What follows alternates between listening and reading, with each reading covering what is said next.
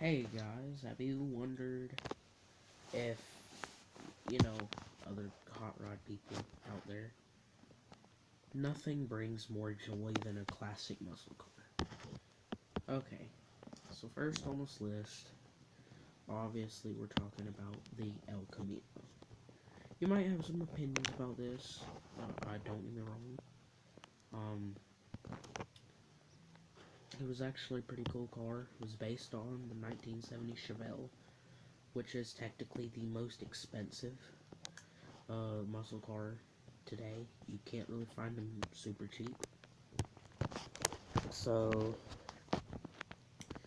the El Camino looks just like the Chevelle in the front, but it's called a Ute, which means utility truck.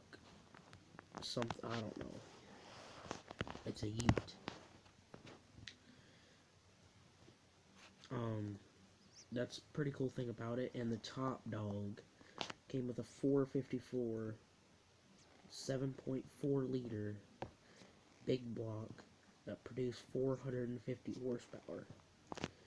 If that's not enough for your toppest dog, well then find another car and good luck finding a cheap one. Second car, we have a 4th gen Camaro. You might say the 4th gen Camaro is kind of boxy and kind of ugly. I mean, I think it's cool. It's got some sharp edges and it's got sharp edges and line. It's very edgy and boxy. It's a pretty cool car. The only thing is during this era, back in the mid 70s, uh, the government enforced a emissions thing due to environmental problems. So they would have to slap a bunch of emission stuff, um, which is reducing the horsepower, which stoke levels were reduced also. So no one really liked cars then. But we've gone really past that. We've gone past that, which was a better idea. Heck, we even got the Dodge Demon now today. We got the Scat Pack. Got all those good cars. They didn't have those back then. But the fourth gen Camaro was a time where they started building Camaros with 4 cylinders, which also made car people very mad. And why would they put a 4 cylinder in their car? Well, I don't know. It's a car company. So what do they do?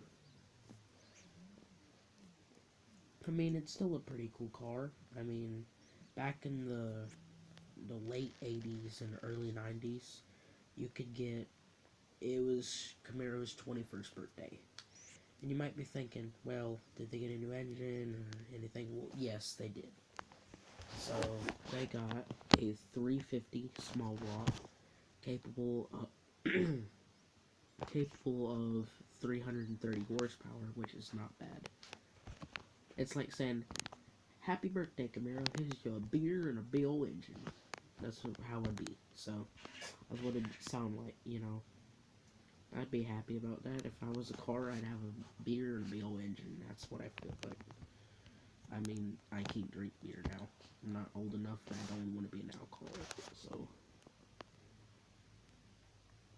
that's the second car.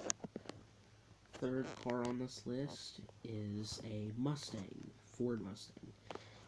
You got the 1965 Ford Mustang, the icon. It's such an icon now. Steve McQueen had one. The man from Tokyo Drift Fast and Furious had one. It's such an icon. It's just insane. Now, I do recommend if you haven't seen a movie. I think it's somebody named Steve McQueen, but I don't think that's what the movie is. I recommend watching it. Um, but yeah, the '65 Mustang is a icon to car people and car people who don't really know what they're talking about. Which if you don't like Mustangs, then I mean you're probably a Camaro owner. You like Camaros, but It's probably my favorite one on this list. I mean, it's pretty cool. I mean, I like a 65 Mustang. I probably want one. That's a pretty cool thing. I'm gonna end this video right here, and I hope I gave you some good advice, because all these cars, a lot of them, you can find for about under 10 grand.